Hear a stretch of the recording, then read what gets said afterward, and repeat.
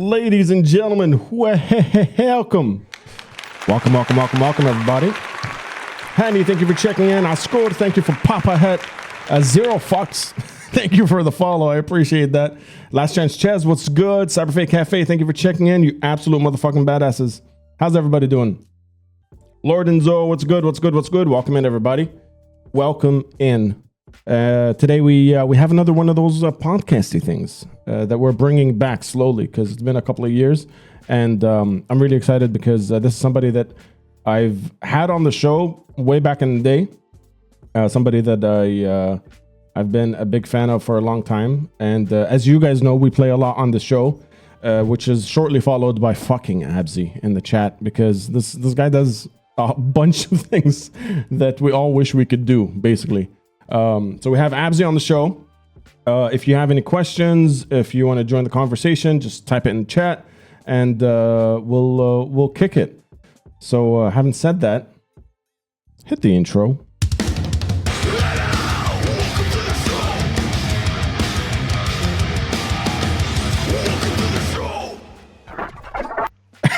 Welcome to the show, my friend. Hey yo, assalamu alaikum warahmatullahi wabarakatuh. What's up, people? That's good. That caught me by surprise. Right? I mean, come on. How's it going, bro? How you guys doing? What's up? All good. How you doing, bro? That third eye glass is. Yep, it's time, bro. It's time. It's time. Let's get it. Let's dive into conspiracy theories right away. Let's do it. Hella, what's up?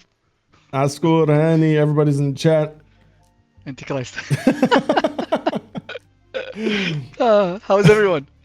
Man, I was thinking about once I hit you up and I was like, yo, you want to come on the show? I was thinking about the last time you were on was fucking like 3 years ago, dude. Oh, damn. Time is flew. flying, dude. Yeah, it feels like... Yeah, it doesn't feel that long, you know? But yeah. Yeah, I took like a 2-year break. I keep forgetting that. I keep forgetting that I took such a long time off streaming music shit. Damn. Yeah, time is flying, dude. We're growing.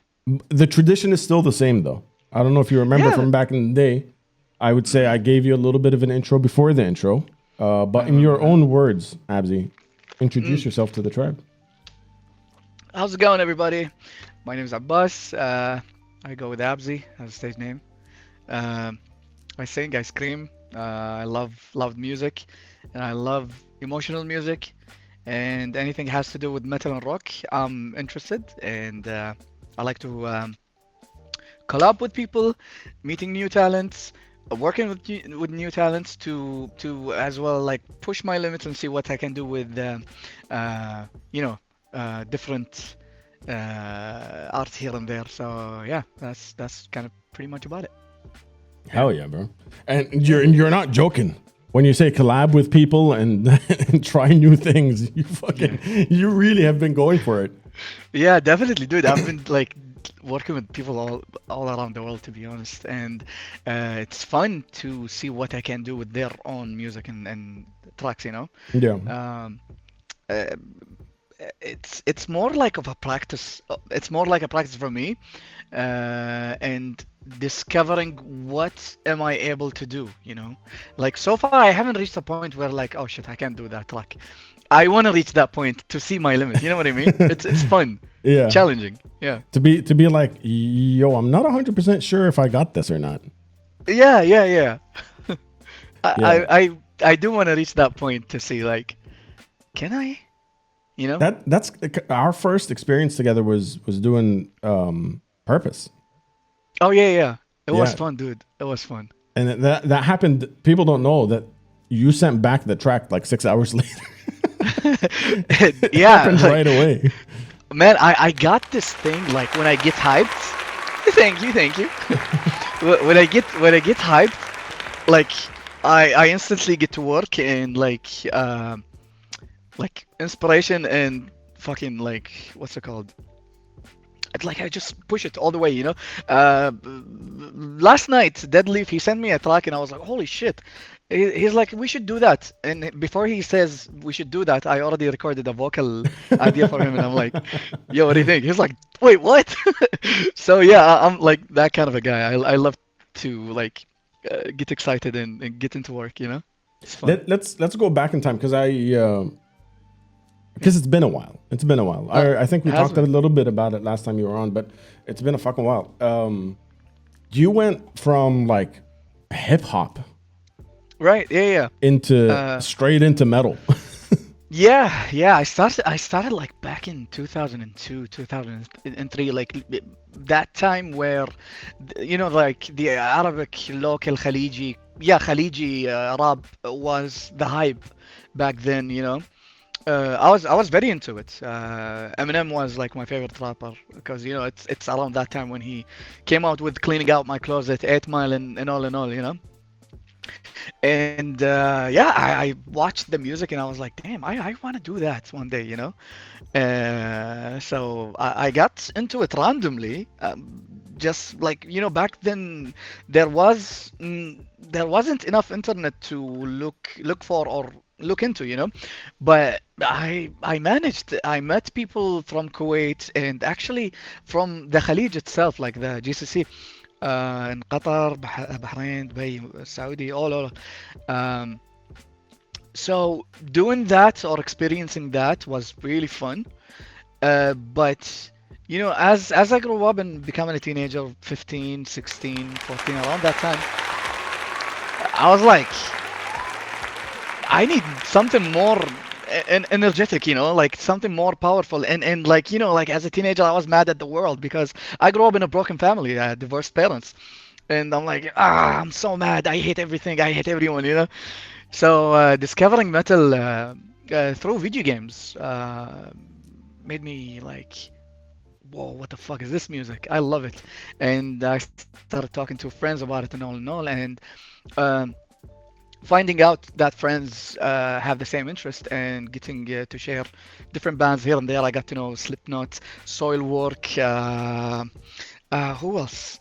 Ah, a lot of heavy bands back then, like Slayer. The like new metal metalcore Yeah, introduction to it. then exactly the new metal, the heavy metal, the death metal, and all and all. Um, and it's fun discovery for me. And then I reached a point where I was like, damn, I want to make a band, you know. And I remember I was like 15, 16 that time, and I was telling my friends about wanting to have a band or starting a band. And just by that, the word is spread around, and I started my first band just by mutual friends. Like this guy is my friend's cousin, and this guy knows this guy, and like everyone got together, and yeah, the band happened.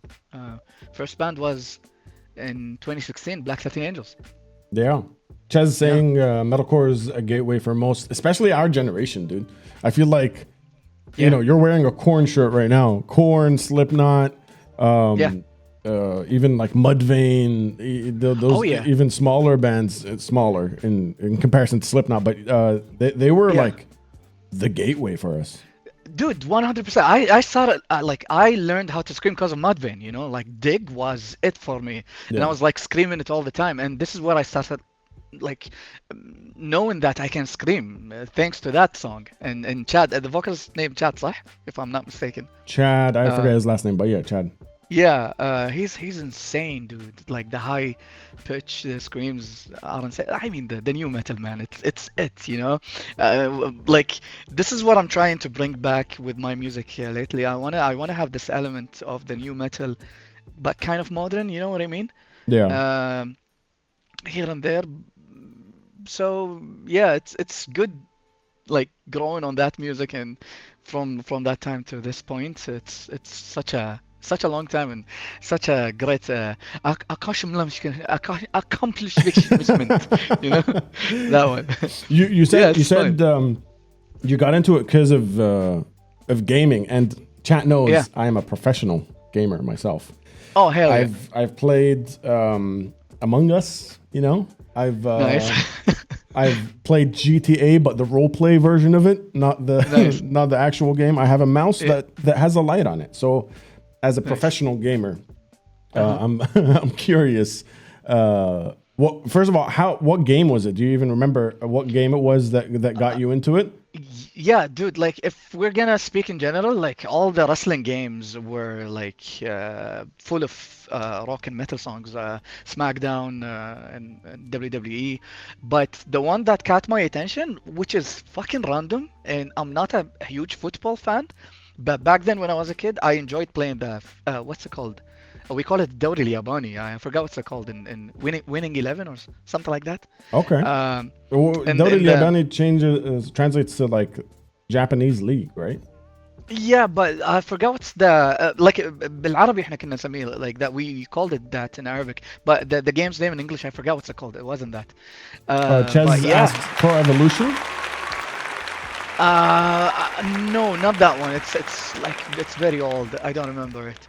But anyways, the main menu or the lobby of the song had Linkin Park, Evanescence, and a couple of bands, and this is when I first heard Numb and Bring Me to Life, and I was like, whoa, these songs are amazing.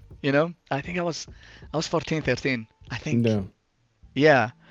Now I'm 35, so it's We're it's getting it's a old, bro. fucking Actually, yeah, you're we're not getting old, 35. buddy. You're not 35. We're all 43. You're on the stream, so Oh yeah, we're 40, 40, 43, we're 45. we're all 43 at this point. Winning Mm-hmm. 11, 1996. Is that what? Yeah, okay, that was it. Yep, yeah, I think that's the one. Winning 11. There was something like that, yeah.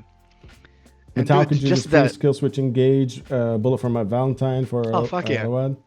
WWE 2006 to 2009 was full of new Yeah. metal and metalcore. Yes. Yes, That's it. honey. Yes. I can't. I see. I got into it early, but I didn't realize that I was into a genre of music because I grew up in Australia and Ah. Silverchair Mm-hmm. was like popping off, and I listened to their song "Freak," and I was like, whatever Okay. that distortion guitar is and the way he's singing is something that I enjoy. And then when I moved out of Australia and got to Qatar, I was like somehow I was already into Korn and Slipknot. I don't know how it Dude, happened. the Korn and Slipknot, it's like it's why because the the new metal is just groovy. It's fun. It's something heavy and you can't dance to it at the same time. Yeah. I don't know how to explain it, but it's very bouncy, it's very groovy, and it's just amazing. Like I don't think I'm into anything else before new metal. I would say grunge, but I don't like thrash metal. Don't hate me, guys. I don't like thrash metal. I don't like death metal. I don't like. Uh, I listen to heavy metal here and there, but I'm more into new metal, metalcore, deathcore. Like the groovy, crazy stuff more. Yeah. No, I'm on the same page with you on that. A lot of people in the chat don't like the fact that I do that. Yeah. Most people actually don't. Most people are.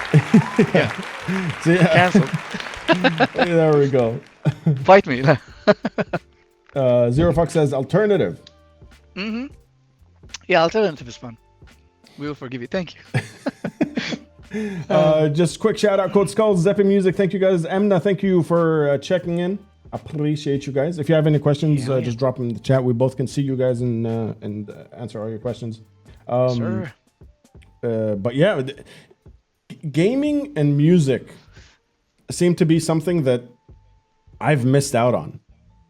Okay. Like I never got into gaming for some reason. That's even though I'm a professional gamer, but I just never got into it. But going through gaming into music, did you find that like when you play other Lord and Zoe, thank you for checking in. Did you find going back to games like you're like, okay, now I'm listening more to the music while I'm playing this shit because there might be a gem there, or was it just always just the thing that happens? Uh, it's here and there, like I wouldn't say pretty much because most of the games that doesn't have like really good music in it. Like for example, I play a lot of horror games. I'm a huge fan of Resident Evil, Silent Hill, that kind of games. They usually have soundtracks, instrumental soundtracks. They don't have a lot of music with singing and all. But yeah, I would say that some games have good music that, you know, uh, get you hooked and all in all. You know what I mean? Yeah. Yeah. Not the like just ambient stuff in the background. Because there's Yeah. These are something that I don't know. Like for me, uh, I would say I'm a singer-songwriter. I'm not like a soundtrack creator or producer. You know what I mean? Yeah, Because some people actually listen to that kind of ambient and that kind of music in video games. You know, yeah, yeah, yeah. but does it like uh, give you the influence to write? Yeah, like some piano, for example, in those horror games. For example, Silent Hill has one of that piano famous soundtrack, and it's very inspiring to write something that dark and put it in a heavy song, you know? Yeah. Yeah. Yeah, we got Silent Hill soundtrack, Doom. Doom's music was Oh yeah. and still epic. Then Doom is a game. I know Doom is a game. I'm not that bad. I'm not that bad. Doom is really good. Even though I haven't played it, I've seen videos here and there, but yeah, it's something I would definitely get into. Yeah, yeah. I was talking to somebody recently, and we were talking about old school YouTube playthroughs, like Oh just damn. watching somebody actually play a game. Hmm. That stopped existing on YouTube. I feel like it exists more on Twitch now. Like you just watch somebody play a fucking game the whole way through. Interesting. Okay. But yeah, and for all the horror game fans and gaming in general, follow Abzy on Twitch, !guest, to check out his channel that he streams on. But I wanted to get into how you got into, like, okay, you got into the music, but picking up the guitar, you play fucking keyboards, you play bass, you play drums, you sing both clean and harsh. I started screaming because nobody else would. So it's the only reason I ended up screaming in a band. What was the first instrument you picked up and you're like, okay, I'm gonna try and get into It's this? it's actually this guitar, like this one. That was my first guitar. I got it when I was 13, and Yeah. I started playing when I turned around 17. This guitar has became like it traveled the world. It became a percussion. It was everything, Um I thought like if I'm gonna buy it, I'm just like gonna grab it and gonna start playing and that's it. But what do you call it? Uh, it took me time to start playing, and this is when I started jamming actually with one of my friends, and we were just like, pressing zero notes and that that that that that that, Yeah. random stuff like that. And The way I then still play, basically. yeah, and then just when we started the band, I learned from the bandmates actually. They were showing me how to play and all, and step by step. YouTube came along, and we used Guitar Pro, if you guys know it, for the tabs. It was very useful back then to uh, learn the notes, not like the actual notes, the numbers on Yeah. the screen and Dude, where to play and all. we wrote full albums on that shit. It just Same, dude. It's underrated. It's Yeah. very underrated. Yeah, 100%. It's amazing. Yeah. You could And write the drums, the guitars, the bass, get everything oh yeah, sorted. Everybody has their tabs. It was amazing. exactly. Like the best thing about it is writing the drums and then exporting the MIDI to FL Studio and have the actual sound of the drums, on FL, and then take it to Pro Tools. Like that routing stuff. Dude, It's that's it's even just next insane. level. That's even next level. You know what I did? What? I used the MIDI drums as drums on demos. I did that. I did that as well. I did that as well. We just Yeah. had Guitar Pro fucking drums on the songs. Bro, like if you think about it, back then it was a struggle. Now, like if anyone wants to be a musician, it's fucking easy. Yeah. Just set your mind to it. Back then, not everything was available to you don't have access to everything. Now everything like easy. On your phone you can be a musician and record your music on your phone, Dude, you know? a week ago we tested out making a band entirely with AI. I saw that. I saw that. It's insane. We made their photos, we made their personas, we gave it like a style of what they should sound like, who's the lead vocalist, who's the backing vocalist, and Yeah. chat just wrote some random shit and we copy pasted it into Suno, and Uh-huh. it made legit songs. It was like Fuck yeah. it was there's intros, there was a bridge, there was some crazy shit Have going you on. have you s- have you guys seen the AI covers of Slipknot, the reggae, the synthwave? Those are fucking good, man. Yeah, That's really good. Yeah, It's have you insane seen? how. They're like reinterpretations, right? Like a jazz version of a death metal song and all that stuff. Yep, yep, I saw that. Zvenga boys, what's good? Play it. Well, maybe we'll play it a little later. Maybe we'll play it. We even prepared the shawarma via AI. We did. Oh, It was damn. That looks delicious. I'm definitely gonna have shawarma tonight. we Thank have you, guys. some shawarma emotes now because of it, thanks to that stream. Um, Hell yeah. but yeah, it's kind of crazy. So um, after the first band, I remember when I was doing some research and stuff, you started getting into like almost like mainstream media stuff. Like people were interviewing you. You were on TV shows. There's a couple of things happening back then. Yeah, surprisingly, dude. Especially in Kuwait. Kuwait is like a small, it's a very small country, and like not a lot of people are into that music, like nobody.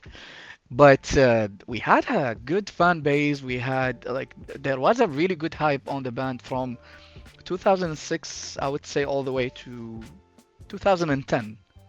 Yeah, actually till 2011. Yeah, because I remember we played the one show in Dubai as well back then. Um, but yeah, we were getting interviews, we were getting people coming talking to us and asking for photos, signatures and shit like that. It was fun. It was really fun time. Dude, I remember the first Yeah, time somebody ever asked for an autograph. Me and I was JM like, just looked at yeah, each other and we're like, wait, what? What do you mean? exactly, exactly. That's the feeling. And it was in a mall, like it was random in a mall. Dude, can I have your? Yeah, sure. Me? Me and JM Why? had to discuss if we had to make up a new signature because we were both going to sign our fucking bank signatures, basically. We were like, do we Yep. make something cool? I don't remember. I don't know how to do this shit. I'm a left-handed, so like usually left-handed people are bad with their handwriting. So yeah, you don't want to see my signature because it's you see when the doctors write something, like the It's just a scribble. exactly. This is what my handwriting looks like. Yeah. Yeah. I freaked out for like a good hour after that. I was like, why would they ask us for that shit? But Yeah, but I mean, like I bet this is one of the things that kept you guys going, yeah.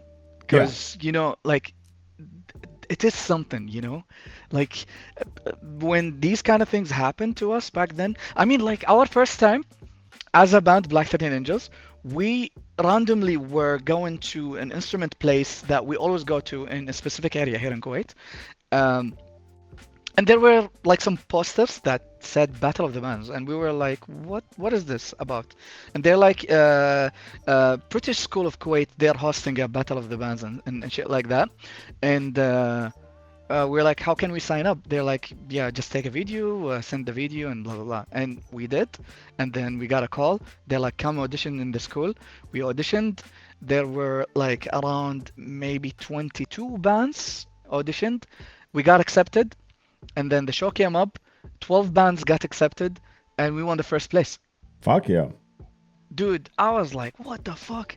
Yani, that day was a dream for all of us, and I think this is when everything like actually started, because yeah, after like one of the judges that was in that battle of the bands, um he's a producer, and after like we won, he's like, yo guys, take my number and come record at my place. And this is where we started recording, and like just things connected together, and it was insane. What was the scene like back then? Like the general, were there venues that rock and metal bands were playing, or what was it like? It's very like weird, you know, like shows happens here and there in random places, and it's not a very living scene. Which year is this? It's 2008, honey. But what I'm trying to talk about, the shows that I attended for bands that older than me back then, it was like in a random places, entertainment places, like yeah, but they weren't happening constantly, like separately in years by years and shit like that. Yeah. Yeah, I would say it's still the same since then. Nothing changed. Like the scene is definitely dead. That's why we don't have a lot of bands and a lot of musicians, and because what's the point? You know, some people will be like, what's the point? Why would I start if I'm not gonna play? I'm always like when I meet new people and they give me this kind of conversation, I'm like, dude, why do you aim for Kuwait only? Like the world is يعني the sky's your limit. Go all the way Yeah. up, you know? Yeah. Like, for example, I've never thought one day I'm gonna play in, for example, Dubai. I played in Dubai. I never thought I'm gonna play in India. I played in India, Jordan, and all these places I've been to lately.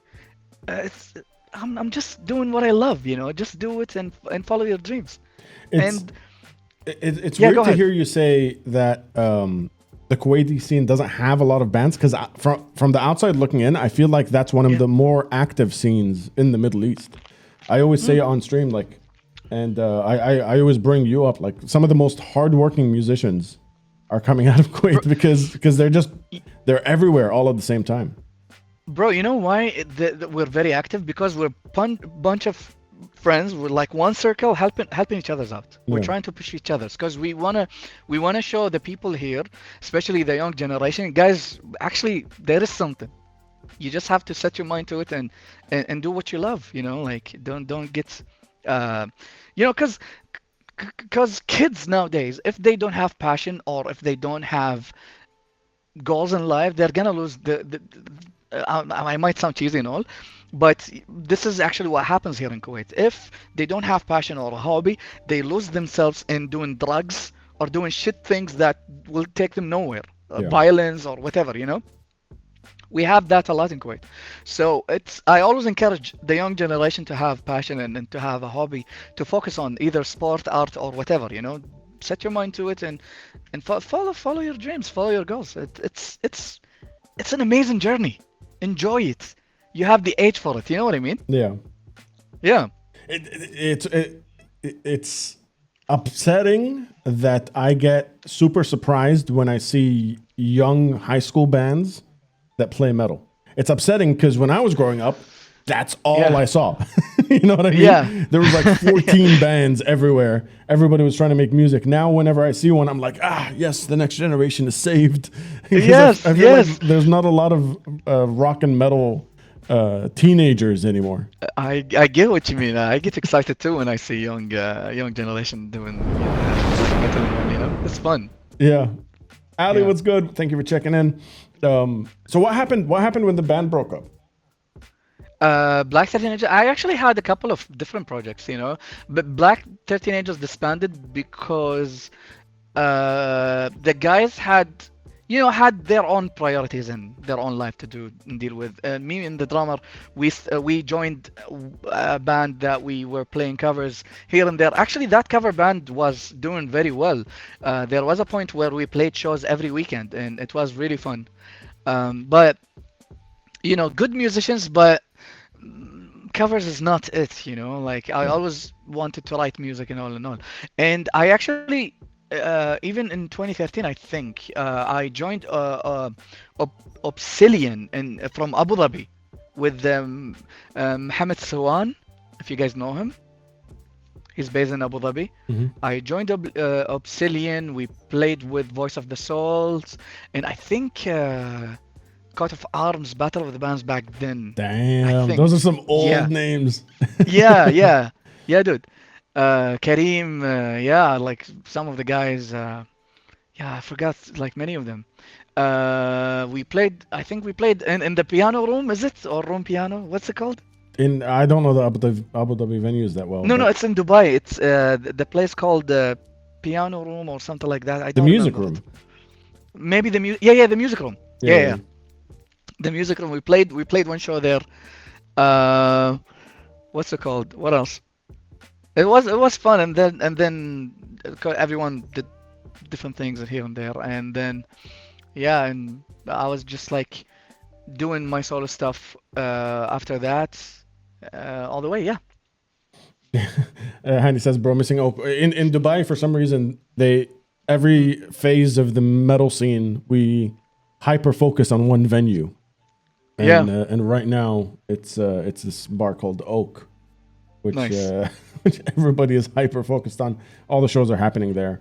Hell yeah. with two pillars in the live room, which create some issues. But if a venue's letting us play rock and metal and they're putting up bands Then fuck it, just have across the fun. whole spectrum, yeah, exactly, Yeah. exactly. I mean, Kuwait, we don't have a place. We might still get arrested if we do that. Is So that you still a guys, thing? I would say so. You know, we have a very weird situation in this place, man. It's I don't know how to explain it. It's very toxic. It's very weird. You know. Yeah, we don't have bars. We don't have serving alcohols here and there. So I don't think like yeah, it's very intense. It's yeah, yeah. We get Yeah. I get asked this question a lot, especially on stream, about like Hmm. the legality of how things work in the Middle East. And fortunately enough, in the UAE, it's a lot looser than everywhere else. And Yeah. Jordan now with Rock On and the guys that are Oh, building a scene over there, rebuilding it from bro, they're doing scratch. amazing. They're Yeah, doing amazing with Rock On. Saudi I'm very Arabia proud of these guys. with Heavy Arabia. Hell yeah. Those guys are doing some crazy stuff as well. But is Hell is yeah. there an equivalent in Kuwait? Is there like as a promoter or somebody really Mm-mm. going for it? In Kuwait, it's money. If you're gonna make me money, then yeah, I'll take you in. You know what I mean? Damn. Um, like there was, I would say, a community called Art Scene in Kuwait. Hmm. They're doing like music live here and there, but it's not rock or metal. You know, like it's just oh yeah, actually one rock band, but it's not like heavy screaming and breakdowns and kind of that stuff, you know, because maybe we're gonna be like on social media devil worshippers and shit like that. Yeah. Oh, have you seen the devil worshippers? They're doing that crazy stuff. Those You know, damn we Satanists still be headbanging. exactly. Well, we still have this mentality here, man. It's sad. It's Yeah, very sad. yeah. I've seen the majority of that when I lived in Jordan, man. It was weird. People getting pulled off the street for wearing a Slayer shirt and having long hair. And when they take Damn. them in, they literally ask them like, "Do you kill cats?" And they're like, "What the fuck?" just because I Yeah. listen to music, it's kind of weird. Yep. Yeah, the Yeah. Ascod had a similar incident in Syria. Is it back then or like recently? I believe it was before he moved here, but yeah, I Yeah. think it's still going on over there.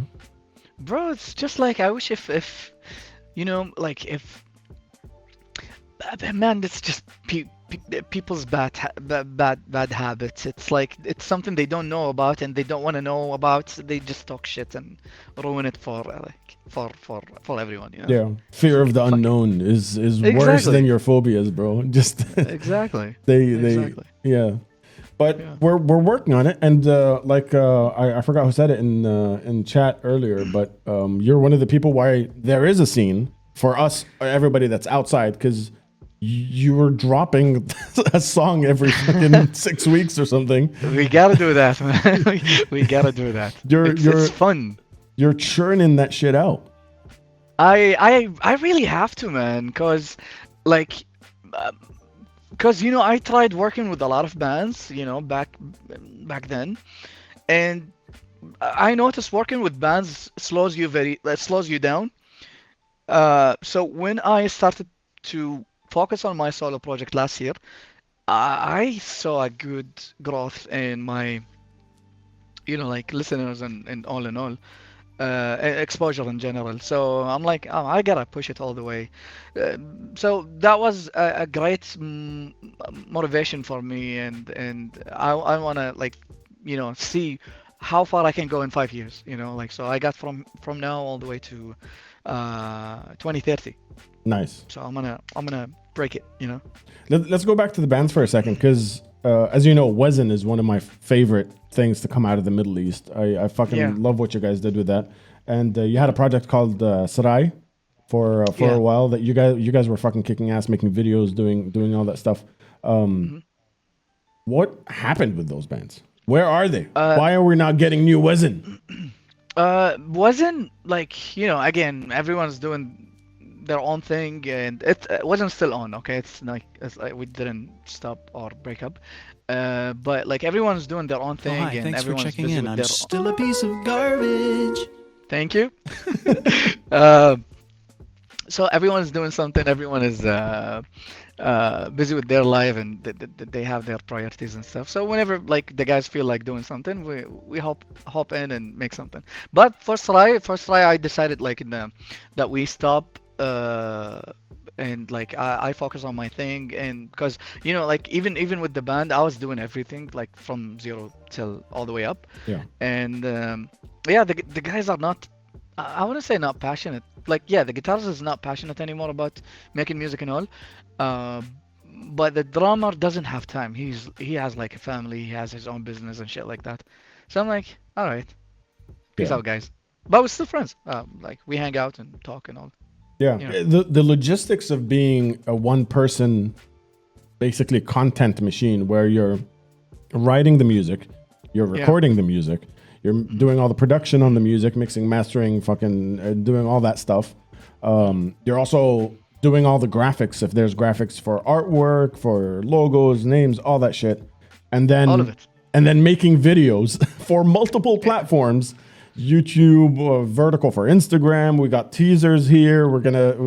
There's a release date. We're gonna do a countdown. Basically, you're like a record label and the band at the same time, where you're Yeah. also playing all the instruments. How the You fuck know, does that work? actually, because of that, I'm thinking of maybe one day I start my own record label and I'll have people and I do that services for them. You know what I mean? You But basically yeah. are, because I've seen some clips of you're helping out other musicians in the scene and stuff like that. But Yeah, how the fuck? There, I'm trying my best, man. I'm like when I say I like any free time, I use it for, you know, good friends and support them with whatever they wanna do. Actually, there's an artist that's coming up soon. Um, will be releasing music by the end of the year, and he's gonna be like very interesting to listen to because he's very fresh from Kuwait, and no one sounds like him in Kuwait, you know? That's pretty fucking cool. And did you get approached for these jobs and projects, or are you like, yo, I fuck with what you're doing. Let me see if I can help. Here and there actually. So yeah, like that guy I'm talking about, I actually like he showed me a demo, and I'm like, yo, listen, motherfucker, if you're gonna take this serious, I'm gonna fucking guide you. Are you in? He's like, yeah. Then let's do it. You know. Hell yeah. But the other friends, no, they approach and they're like, yo, help us out with this and that. I'm like, yeah, let's do it. Yeah, because and do you explain to them like the one person project and the band is like the content, everything under the sun? You have to be able to direct your Yeah. fucking videos, edit them, all that shit. Yeah, yeah. Some of them I do the work for them, and some I explain to them what do they exactly need to do. Like 100%, if you are an artist nowadays, you gotta be a content creator, or else you're not gonna make shit, or no one will hear anything about you. Yeah. Take it or leave it. This is how it is. Make the cringiest, the shittiest content, put it online. People gonna hate on it. People gonna love it. But be creative and work. Yeah. Get your ass doing something. If you're gonna lay down and like make a song and just release it and no one knows about it, no one's gonna hear about you. You know, you gotta push it, shove it on people's face. They like it to be. Never mind. But yeah, no, like it's actually it's reality. This is how it is nowadays. You know, you're competing with crazy amounts talented people from all around the world. Yeah. What's so special about you? Push it. You know, just push it, and hopefully you'll make it.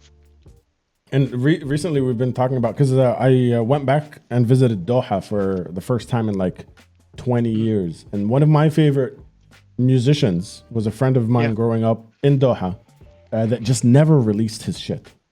One man band, does everything, writes everything himself. Some of the Yeah. craziest fucking shit I've ever heard. I've only ever heard it played off his phone or on an aux where he shows people. And I was trying to explain to him, Yeah. your job is to publish. Publish. If he published, he played me a song that I heard 20 years ago. And he's like, yeah, I'm still Damn. finishing it. I was like, dude, if you Holy fuck. released one song a year, a shitty song, you would still have a discography of fucking 20 songs out there, and you'll get better every single time you release it. There's this like block with people, even in Dubai, going like, I have to finish this. It has to be perfect before I release it. And I wanted to ask you, as somebody that releases a song every month, is that even in the book for you, or is it just it's done, abandon it? Yeah, bro, I don't look at it anymore. I've got plenty of songs already done for 2026, you know? I'm not gonna, like, when I finish a song, I leave it. I forget about it. Yeah. It's gonna be set for that day. It's gonna be released in that time, and that's it. I don't want to fucking get a headache or overthink it. Like, you know, like us as in musicians or artists, we're perfectionists. If you're gonna look at it and be like, oh, I think I can do, no, leave it. Do better in the next one. Leave that one here. So when you release it, and then you do the next one, you see the difference. You see the progress. It's an amazing feeling, you know. Just fucking put it out and go next.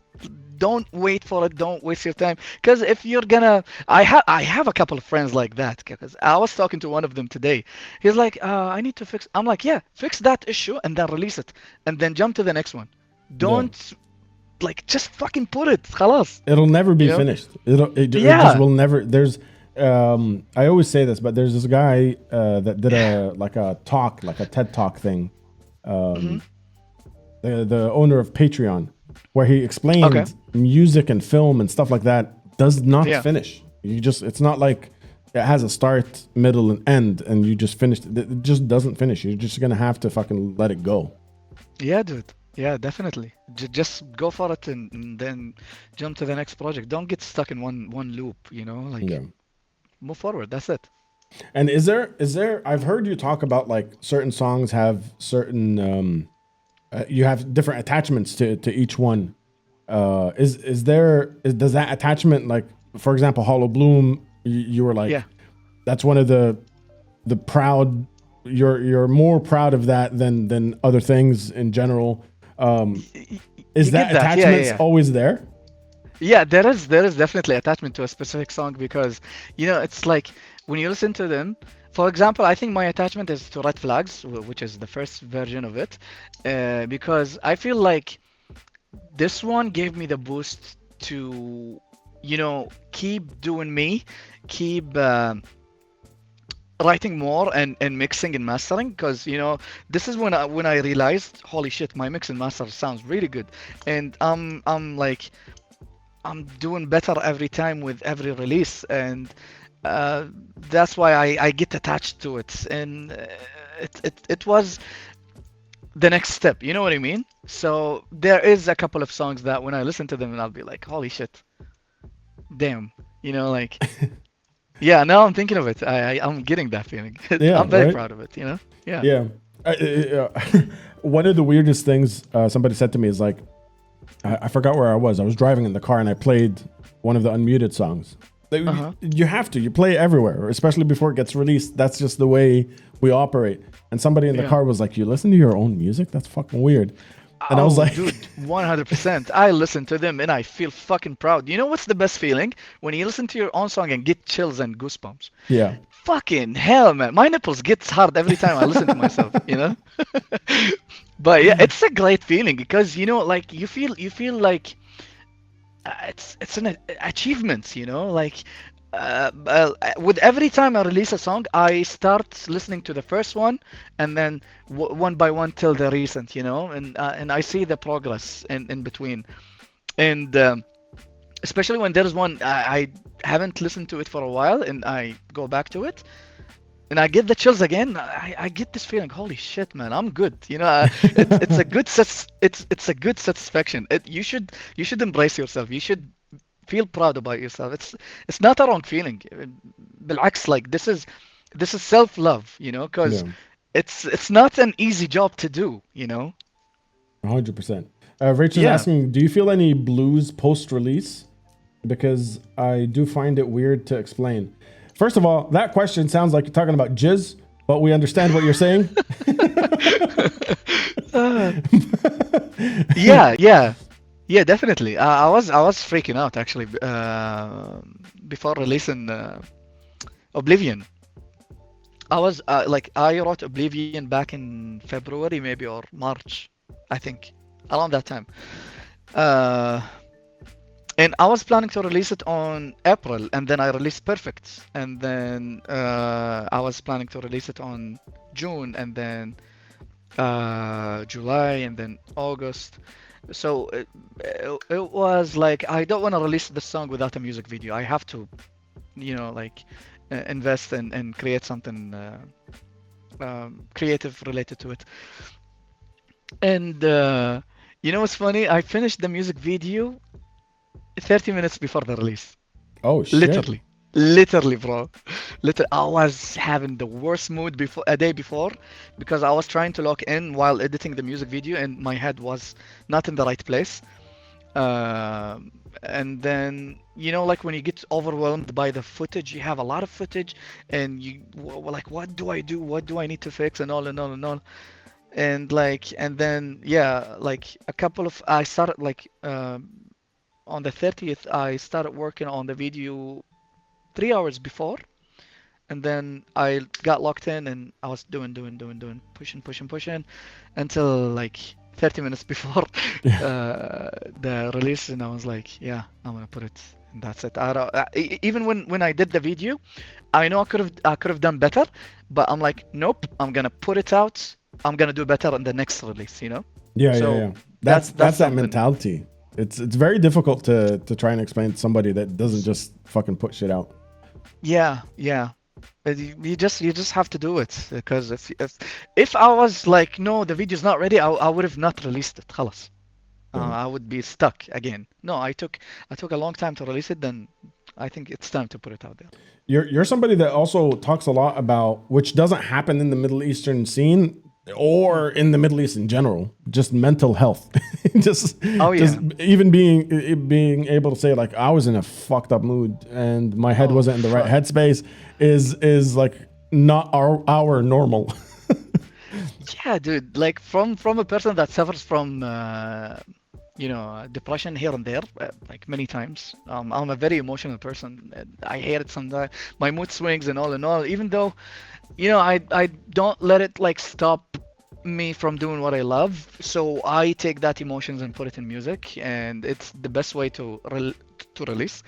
Um, but yeah, um, it's something that people shouldn't be ashamed of, like because we all struggle. Life is not perfect after all, Yeah. Um, and it's good to share your story because people can relate, and this is when you like realize you are not alone.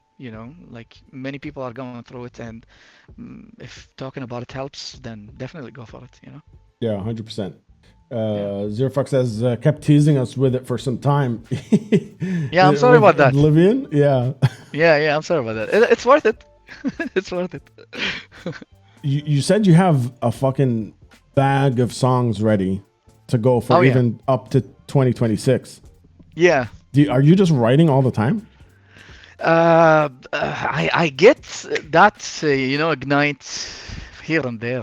Like I actually wrote a whole song last month.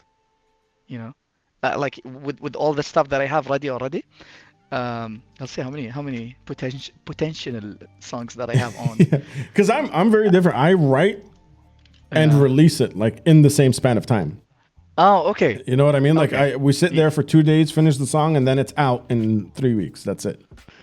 I've got like 6 songs that ready, and I've got I get other than the 6 songs, 7 ideas. Damn, Yeah. that's pretty sick. And because you're a multi instrumentalist, you just write the whole fucking thing. You don't need to wait for anybody's Yes. fucking input or anything. Yeah, bro. Waiting, it's just like a waste of time. Like no one's slowing me down. I'm doing everything on my own, and just like just go with it. Yeah. Hell yeah. There's the collabs that you've been doing Yeah. with a whole bunch of people. Yeah. A whole fucking bunch of people. how do you reach out, or how do they reach out to you? Because I get asked a lot about, like, especially from the younger crew in Dubai. They want to do things with musicians like you or Dusk, or they want to reach out and maybe jump on a song in here, and they're weirded out by just messaging somebody on Instagram and saying, yo, you down to jump on the song? Explain to people from your perspective, as somebody that's done collabs with absolutely everybody, how the fuck does that work? Listen, motherfucker.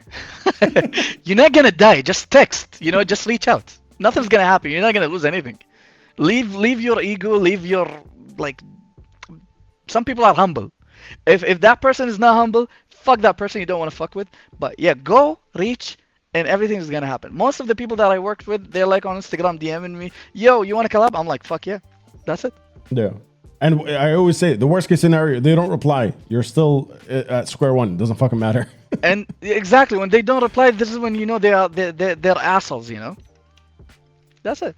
Yeah, 100%. Is there any guests that you were like, oof, maybe I'll change this song to fit them, and like something specific for a person? Or was it just like, oh, I have the song, who wants to jump on it? If it's something that I'm writing, I'm freely, like with that person I'm collabing with, I'm freely willing to change and make everything work out between us. But when they want to collab with their track, I don't want to touch anything. I just want to hop in and do their own way, their own style. Like, there is an Indonesian band, they even wrote the vocal melody for me, that I worked with, and doing that was so much, like, it was very exciting and challenging. I really enjoyed doing that because it's something different from what I usually do. Yeah. So they had the So lyrics and the usually melody already. they had everything on, and they just sent it through, and I was like following up, and I sent it. They're like, "Whoa, amazing!" I'm like, Yeah. "Fuck yeah!" I enjoyed that song. It sounded very nice. I Fuck can't wait yeah. for them to release it. Yeah. I wanna play Oblivion for everybody to check out. This dropped yesterday. Yes, sir. That's fucking crazy. Do you have anything we should know about the song before we start playing it? Oblivion talks about that moment when you go through life and you feel like you're lost because, let's say, there is a specific life that you got used to, and that life no longer exists, and you're stuck in nowhere. Like, you don't know what's next. You're scared. You're afraid. You're worried. You feel lost. You feel completely empty. So that's pretty much what the song talks about. And that song was inspired by Ghostly Kisses and Sleep Talking, and yeah, and that's the combination that made this song. Sleep Token is something that when I finally heard them, I realized that there's a lot of crossover with them and what you're doing. It's like Right? a mixture of different things put into an alternative song. Yeah, it's fun. It's like an experimental band that's fucking around with music and showing you that there's no limits, All right, Chatteroonie, we're gonna play Oblivion. Let's get it. If you guys fuck with it, bring the fire. Nobody said fuck in chat today for some reason. We have 0 fucks. They're all Are you guys debating. shy? Yeah, they're all Staying very with me. polite today. But let's get it. Hell yeah.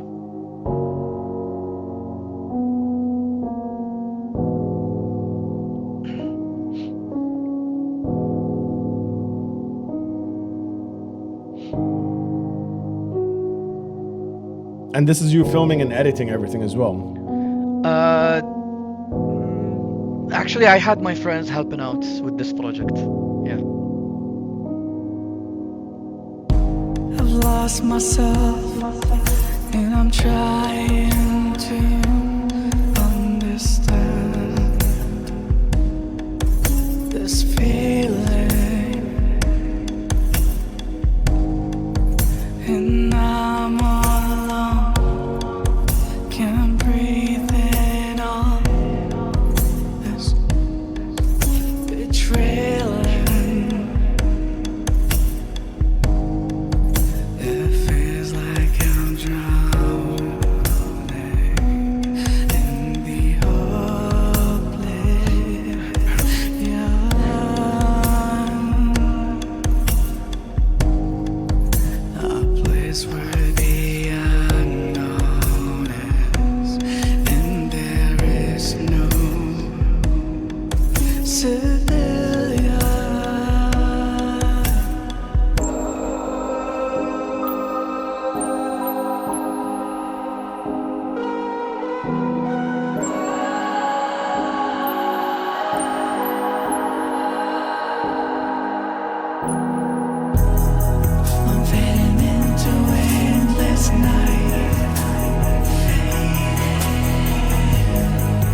guiding star, no hope inside.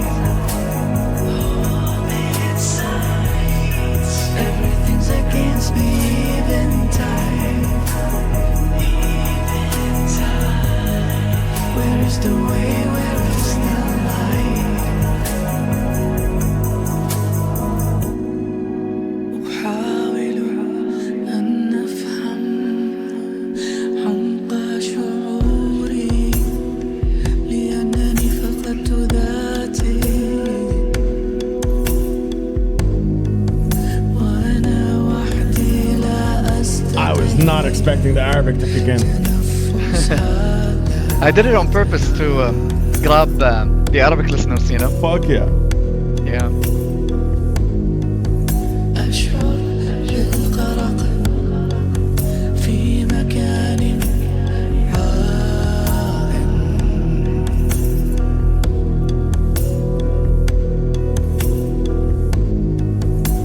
مكان المجهول حيث لا مدنيون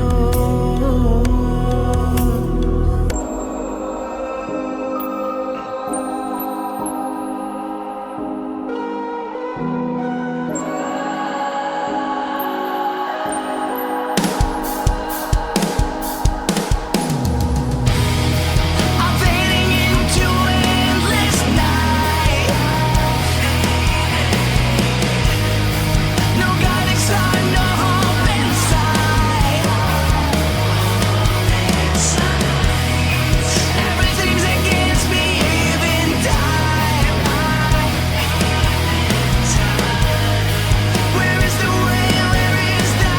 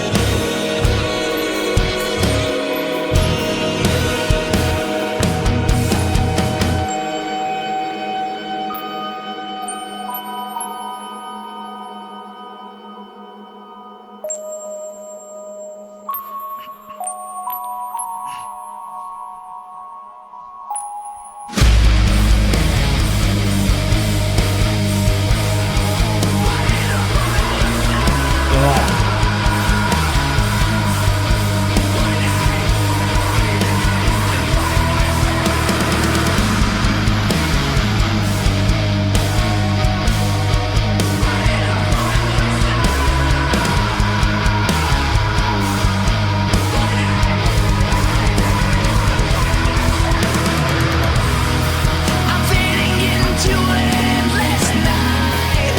I'm fading. No guiding star, no hope inside. No hope inside. Everything's against me, even time. Even time. Where is the way? Where is the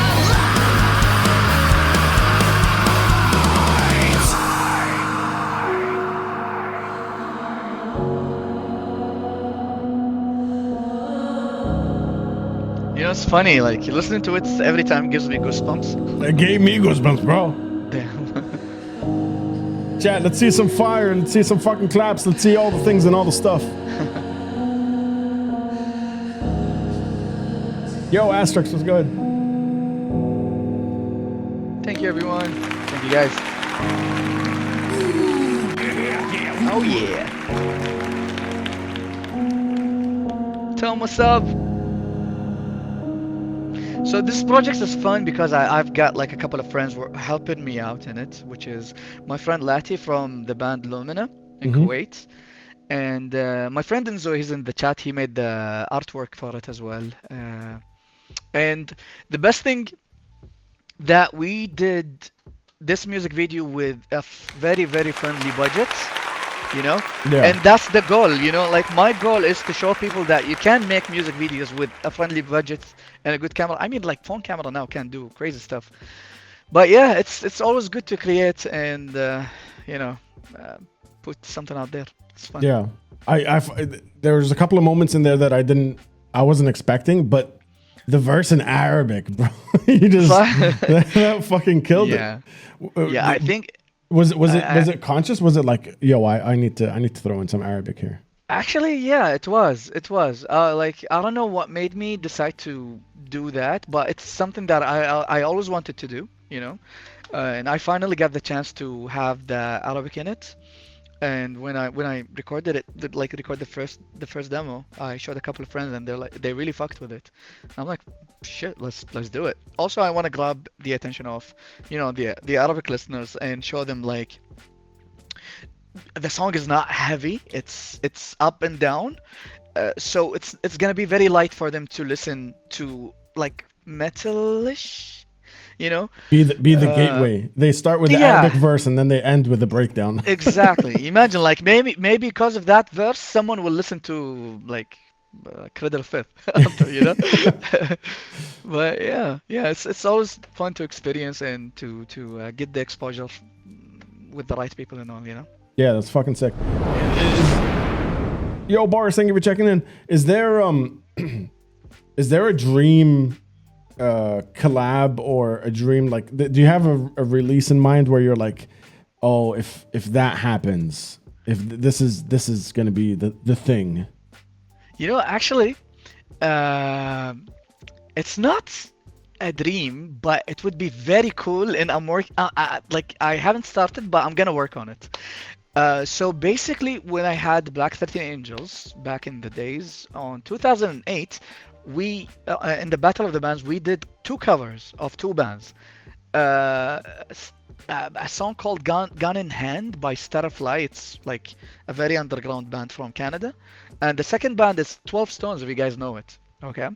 12 Stones, we did Broken by 12 Stones. 12 Stones is the guy who scream "Wake me up" and Evanescence "Bring Me to Life." Oh shit, okay. Yeah, I yeah. never knew who that guy was.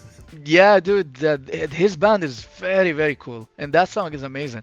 So I want to talk to this vocalist, and I want to have a collab with him, and I'm actually gonna show him, like, I'm gonna make a whole documentary kind of a video of it, and showing like Battle of the Bands when I did the cover, listening to him and blah blah, blah, and he's now collabing with me if he accepts, and I might have to pay for it, There but you it's go. gonna be cool, it's gonna be like, oh shit, look, like how like the world is working out and Go shit. full circle, yeah.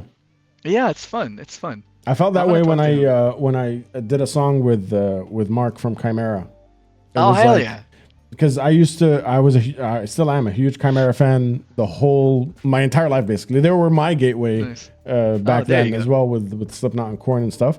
And then Yeah. in 2009 they ended up playing Dubai Desert Rock Festival, Hmm. and I got to work backstage, so I met them, and then just followed the band from afar. And then he got on Twitch, and I was like, yo, what's up? And Okay. then somehow we became friends, and we had him on the podcast, and then we ended up doing a song together. And I wish I had more footage from back then, but yeah, I had a photo with him from 2009, and then I I I I put it remember right next you showed the to photo. yeah, I put it right Yeah. next to the one where we filmed the teaser for the song, with Hell us yeah.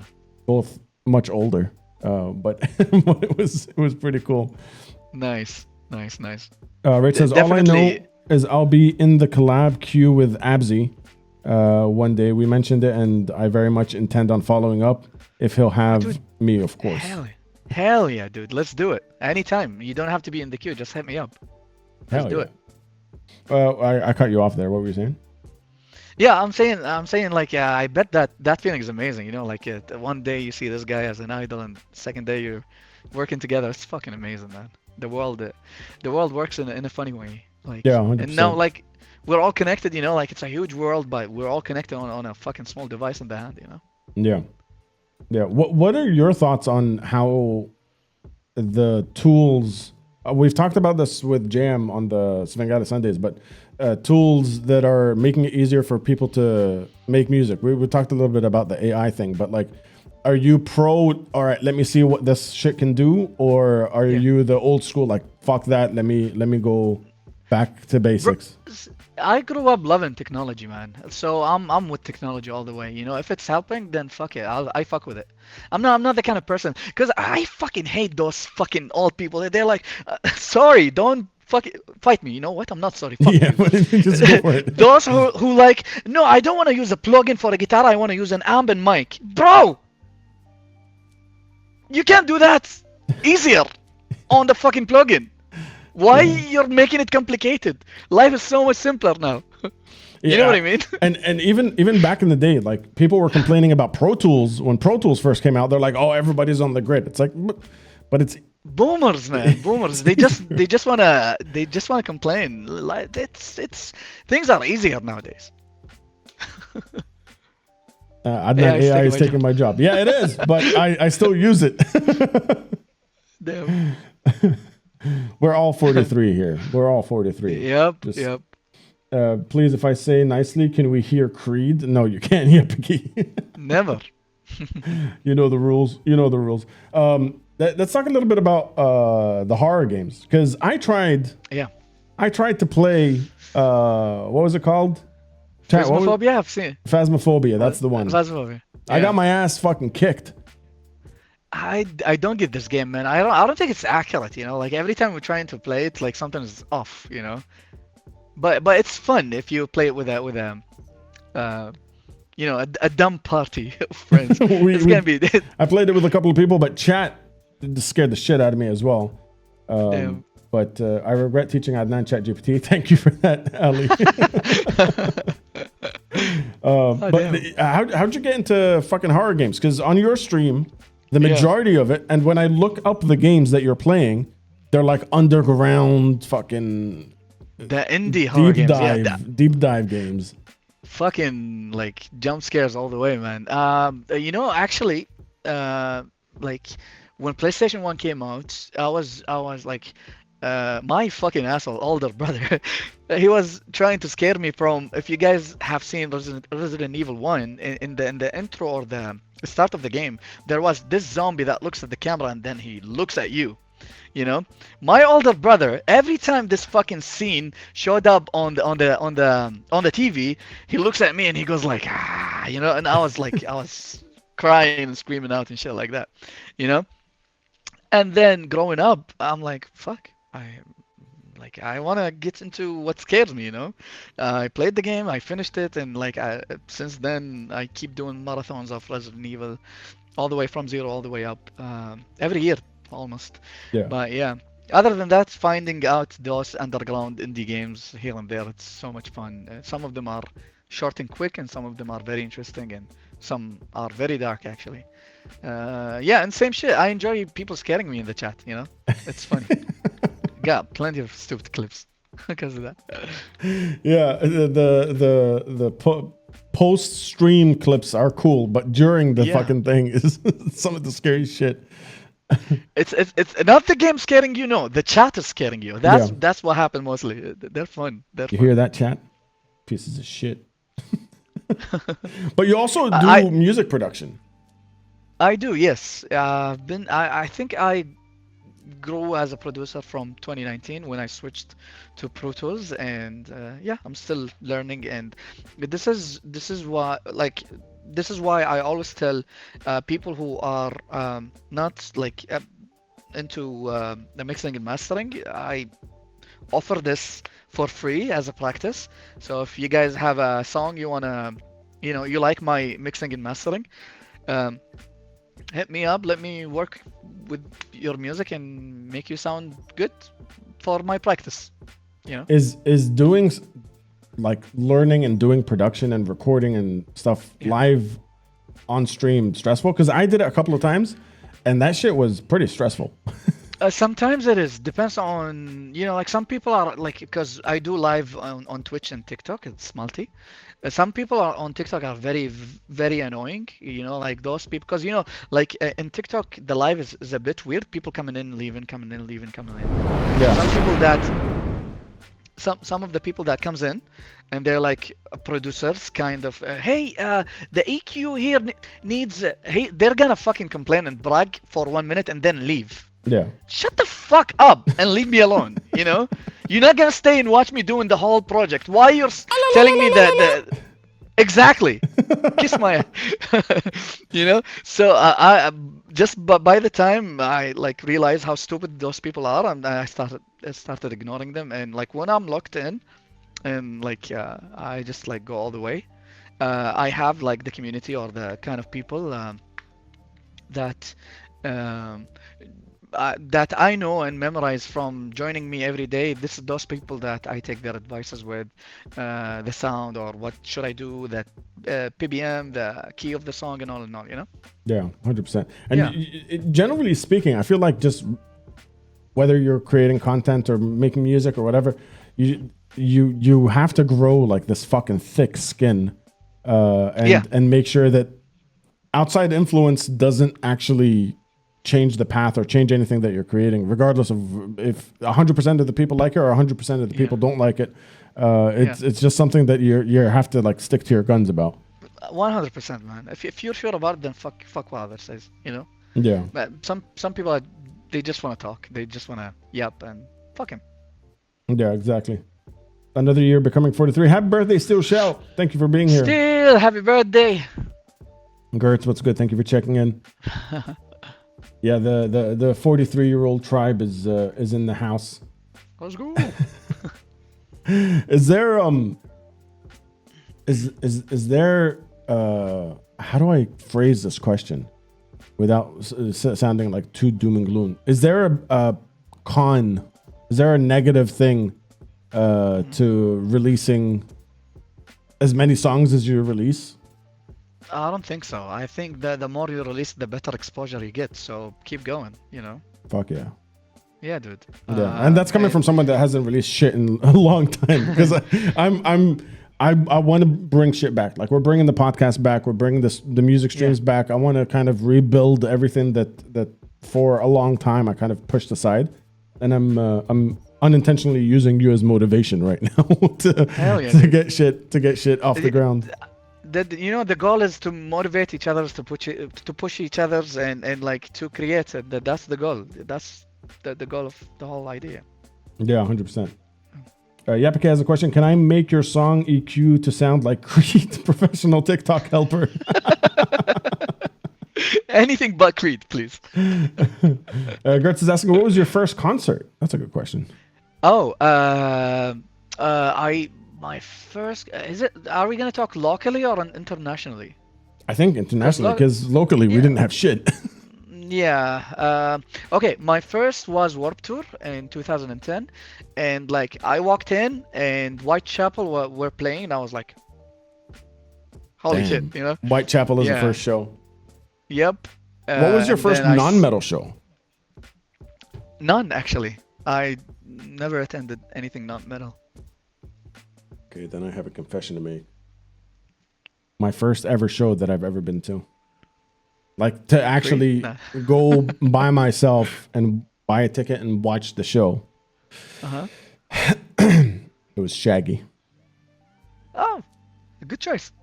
It wasn't me. It wasn't a good choice. There was the only show in Qatar. There was no other shows.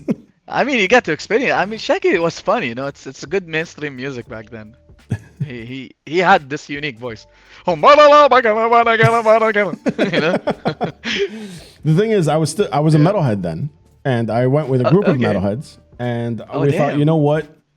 Let's have some fun. Let's mosh a little bit because we haven't experienced the mosh pit at a show. Like we've been to like house shows in Qatar. It was like they called it a clubhouse, where it's like in the compound there would be a little room that you could rent out. Those were the kind of shows that we went to, and we're like, let's mosh, and people didn't get it, and a fight broke out, and then the security came and kicked us all out. Damn. Well, that was a memory to remember, you know. Yeah. What was everybody's first show? Everybody in chat. First rock metal was Green Day. Then 5 years later was my next. It was Prodigy. Nice. Those are good. Mine was Iron Maiden. In 2023, that was your Your first show ever, Gertz? Nice. I had to go to the chiropractor after Adnan incited the mosh pit in Dubai. The first festival was Metallica, Korn, and Slipknot. Fuck yeah. Oh fuck yeah, dude. That's a huge fucking lineup. I think it was a festival in 2004. I'm not sure. Maybe it was Muse, Nine Inch Nails, and The Perfect Circle. Nice. Perfect Drug. What's good? Yeah, there's I don't know, man. For us here after Dubai Desert Rock stopped, I feel like it got a lot more difficult to be like, yo, I saw this a list of bands. It's only the bands that like come as single shows. You can't complain. Let me tell you why. You guys just had Limp Bizkit and you have Linkin Park coming in. Yep. So things are going well. they're going. In Kuwait, we don't even have Abzy. You know? But yeah, true. like seeing Limp Bizkit going to Dubai, or was it Dubai or It Abu was Dhabi? in Abu Dhabi. And Linkin Park coming in, that's very promising for more bands to come in, you know, like Yeah. Korn and the rest and the other big bands. Bro, the So, Limp yeah, Bizkit yeah, one, man. I've been to a lot of shows in my life. That might have been the most fun I've had at a show Hell yeah. Hell yeah. ever.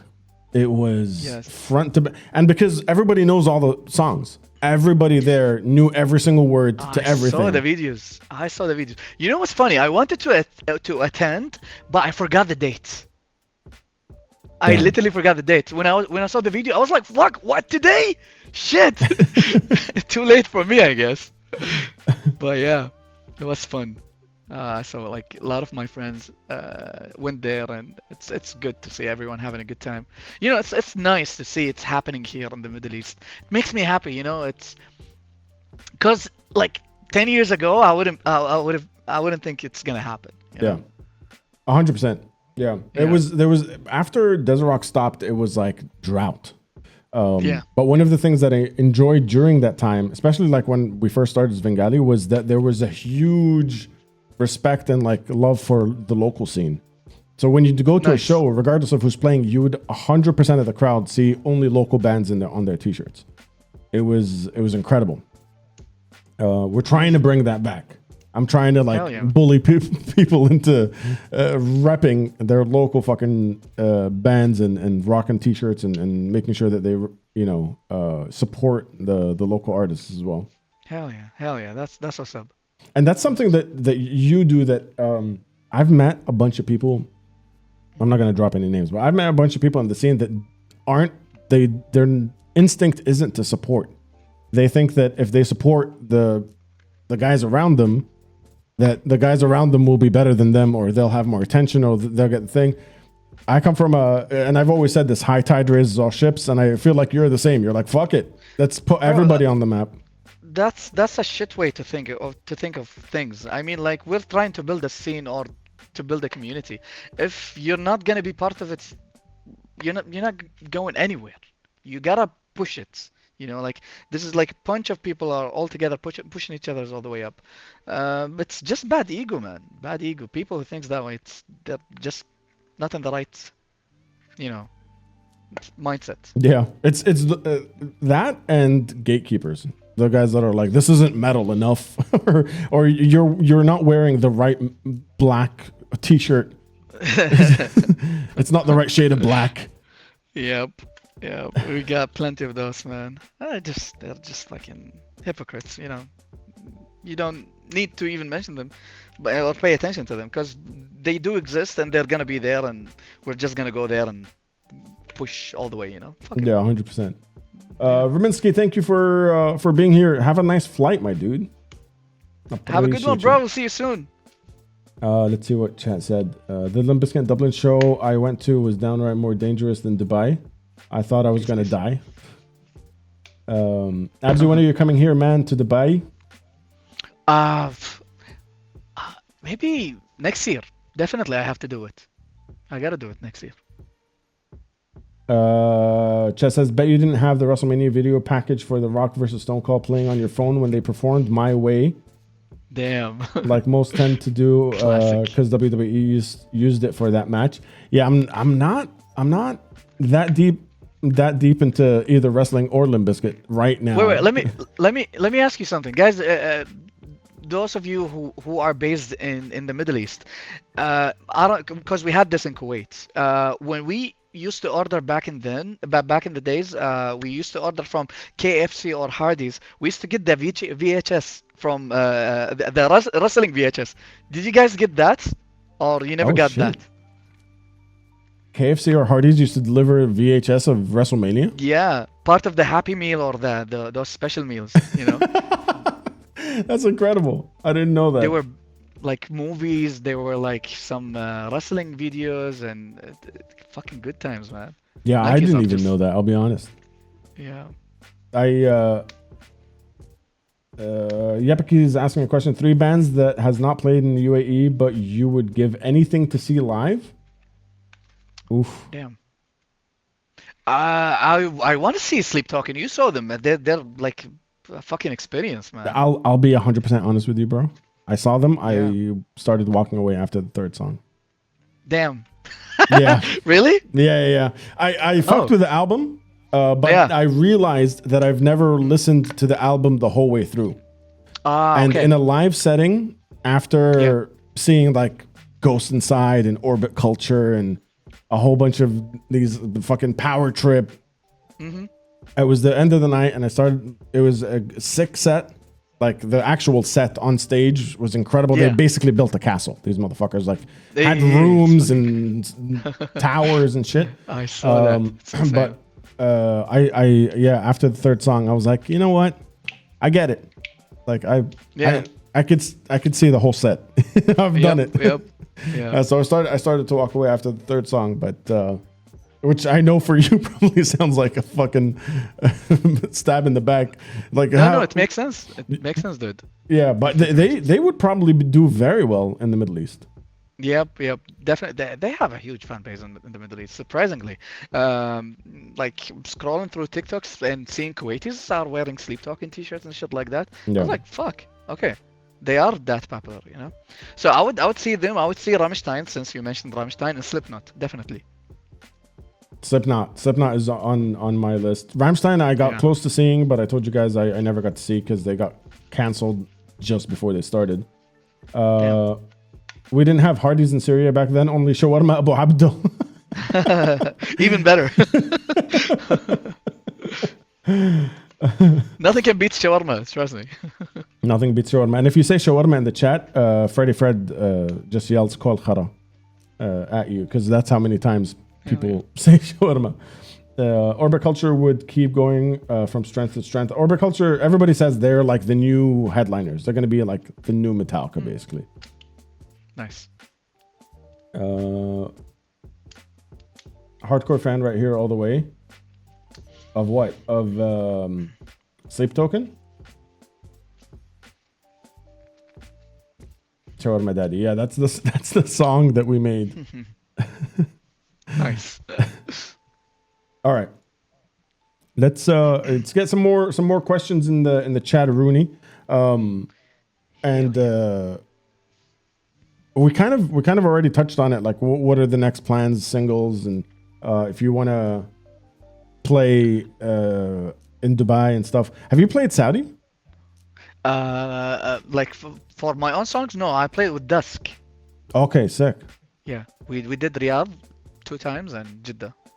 That's They fucking were cool. fun, really fun, How is the Saudi scene in terms of a live event? bro. Not gonna lie, one of the best scenes. Like people are sober, they're not on alcohol, and they're just like hyped and hungry for music. Everybody's just there, sober. as fuck. Exactly. Yeah. Exactly. It's just amazing. You did Dubai with Dusk, right? Yeah, I did Dubai 2 times with Dusk, I think. Yeah, 2 times. Fuck yeah. 2023 and 2024.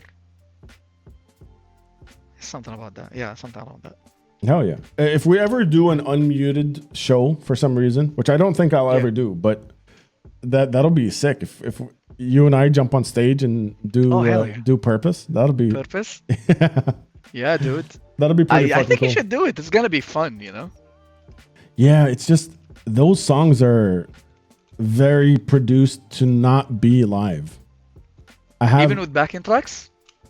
they would need a lot of work in terms of backing tracks for sure, because there's like fucking piano and dubstep and random shit going on in the background. I even when we wrote the guitar parts, like they're not made for two guitars. There's layers that have things that I think will be very difficult to like transpose to a live band. But you know, we can fuck with it. If it's gonna happen, yeah, I think you can work around it. Rachel, by the way, good luck with Rock On. It's gonna be fun. The experience was amazing. The people are really nice. Let's talk about that. Let's talk about Jordan, because I grew up in Jordan. When I was there, the best show that we could have was in a mazra. Nice. It was, and we talked about it when Adam from Orphic was on the show. A mazra, for those that don't know the culture over here, is instead of like a summer house, people have these farms that are kind of outside of the city, and kids put on shows back then in those like their parents' farms. Yeah, let's talk about you going to Jordan, playing a fucking show in Jordan. You know what's funny? How did it happen? Like one of the guys saw my Instagram promo for one of my songs, and he's like, "Yo, this song is awesome," and he linked me with his friends reaching out to me, and they're like, "Yo, Abzy, how about you come to Jordan and play shows? Play a show." I was like, yeah, maybe, because I wasn't sure about it, because already India was happening, and I was exhausted from India, and I was like, you know what, fuck it, let's do it. We did it. People are nice, the scene is insane. I had a blast, I had a great time, everyone was nice. The show was successful, like really, really great time. I think it was one of my favorite shows. I think it's my favorite show so far, and yeah, I would definitely do it again. Hell yeah, that's fucking cool. Was there any like logistical issues like with getting to the venue, any of that shit? Because nothing. There were all these like permits that they had to go. These guys knocked it all out.